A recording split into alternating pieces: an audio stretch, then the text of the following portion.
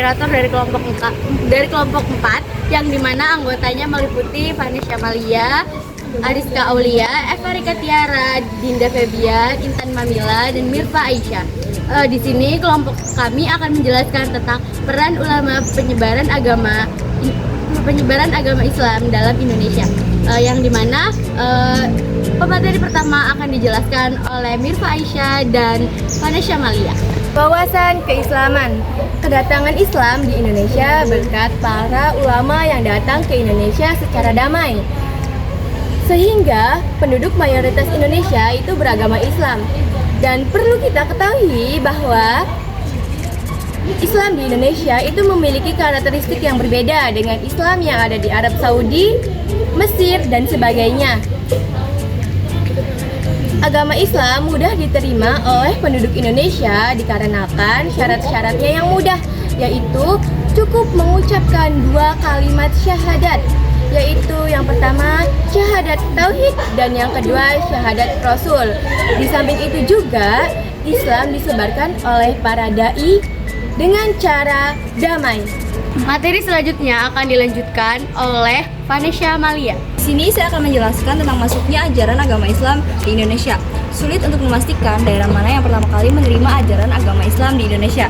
Oleh karena itu, ada beberapa teori yang menyatakan sebagaimana diungkapkan oleh Ahmad Mansur Suryanegara dalam buku Api Sejarah Jilid 1. Yang pertama ada teori Gujarat oleh Profesor Dr. Snodgrass. Teori ini menyatakan bahwa masuknya ajaran agama Islam ke Indonesia itu dari Gujarat. Profesor Dr. Snodgrass berkeyakinan bahwa tidak mungkin ajaran agama Islam masuk ke Indonesia itu berasal dari Arab langsung tanpa melalui ajaran tasawuf yang berkembang di Gujarat, India. Wilayah Samudra Pasar merupakan wilayah pertama yang menerima ajaran agama Islam di Indonesia, yaitu pada abad ke-13. Teori yang ketiga akan dijelaskan oleh Ariska Aulia. Kedua adalah teori Makkah dari Dr. Buya Hamka. Buya Hamka menggunakan berita yang diangkat dari Cina dinasti Tang sebagai acuan teori ini. Menurutnya Islam masuk ke Nusantara pada abad ke-7 Masehi berdasarkan berita Cina dinasti Tang. Ditemukan pemukiman Audagar Arab dari wilayah pantai barat Sumatera. Yang ketiga, teori Persia dari Hussein Zajaningrat. Menurut teori ini, Islam masuk dari Persia bermazhab Syiah pada abad ke-13 Masehi. Pendapat ini didasarkan pada sistem mengeja bacaan huruf Al-Quran, terutama di Jawa Barat, yang menggunakan bacaan huruf Al-Quran. Teori ini dipandang lemah karena tidak semua sistem penggunaan baca tersebut di Persia sebagai penganut Syiah. Materi selanjutnya akan dilanjutkan oleh Eva Rika Tiara. Yang keempat ada teori Cina oleh Profesor Dr. Slamet Mujana. Menurut Slamet Mujana, Sultan Demak merupakan keturunan dari Cina. Lebih dari itu, menurutnya juga Wali Songo merupakan keturunan dari Cina. Pendapat ini didapatkan oleh Kronik Konteng Sampokong. Yaitu lanjut yang kelima, ada teori maritim oleh N. A. Balok. Menurut N. A. Balok, hal itu terjadi karena umat Islam memiliki pendirian perniagaan melalui jalur maritim, yakni pada abad ke-1 Hijriah atau abad ke-7 Masehi. Agama Islam dikenalkan di sepanjang jalur pantai-pantai tempat perniagaan proses pengenalan ajaran agama Islam.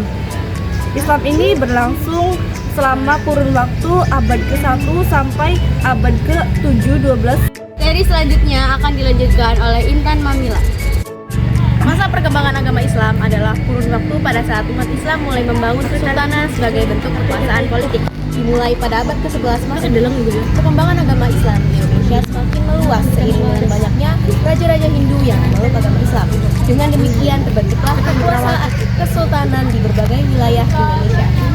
Kemudian istilah raja berubah menjadi sultan dan istilah kerajaan berubah menjadi kesultanan. Salah satu motif para raja untuk memeluk agama Islam karena ingin mempertahankan kekuasaannya.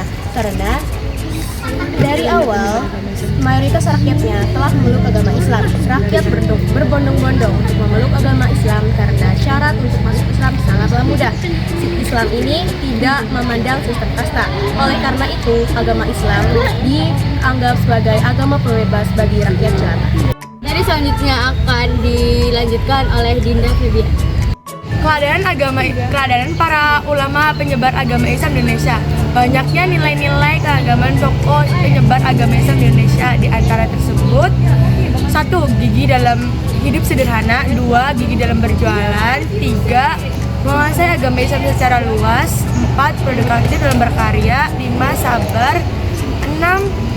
Menghargai perbedaan. 7. Berdakwah dengan damai. Jadi selanjutnya yang akan dilanjutkan oleh saya sendiri mengenai tokoh penyebaran agama Islam di Indonesia.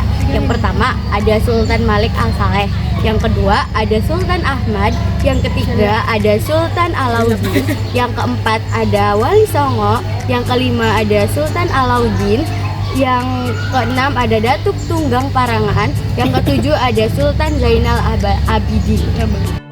Sekian presentasi dari kelompok 4 mengenai materi peranan ulama penyebaran agama Islam di Indonesia. Kurang lebihnya mohon maaf. Wabillahi taufiq wal hidayah. Wassalamualaikum warahmatullahi wabarakatuh.